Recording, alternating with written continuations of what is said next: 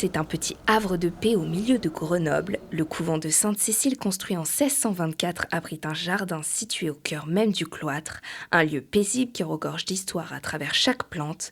Il est agencé selon la théorie des 4 humeurs, l'une des bases de la médecine médiévale, selon laquelle le corps est constitué de 4 éléments, la terre, le feu, l'eau et l'air, qui doivent coexister en harmonie, sinon cela crée des sauts d'humeur. Chaque plante est donc reliée à une humeur et un organe du corps, ce qui influe sur l'aménagement du jardin, mais au cours du temps, il a connu des transformations. Quand les éditions Glénat ont racheté le bâtiment, le jardin avait disparu. Il avait été transformé en parking par les militaires, très pragmatiques à l'époque, pour pouvoir garer les voitures des capitaines, des officiers, etc.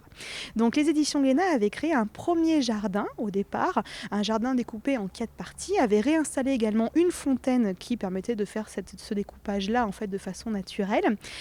Et on a décidé de retravailler autour de ce jardin-là pour lui redonner une dimension patrimoniale. Finalement, le jardin se compose en 3 parties, médicinale, ornementale et alimentaire, un découpage qui représente plus l'époque de l'occupation des religieuses, car elles avaient besoin de se sentir près de la nature pour prier, de quoi se nourrir et de quoi se soigner, mais pas besoin d'aller très loin pour cultiver ces plantes. On a travaillé avec la faculté de pharmacie et le directeur du jardin Dominique Villard à La Tronche, qui nous a apporté vraiment un concours scientifique, notamment sur les plantes, puisqu'on a décidé de travailler avec des plantes anciennes du Dauphiné. Et donc toutes les plantes qu'on a réimplantées dans la partie médicinale proviennent d'un rayon de 50 km autour du couvent. Houblon de Chartreuse ou encore courge blanche de Grenoble, plusieurs plantes ont été réintroduites. Les visiteurs peuvent en apprendre plus sur cette végétation grâce à des QR codes installés dans les bacs, de quoi valoriser le patrimoine horticole grenoblois.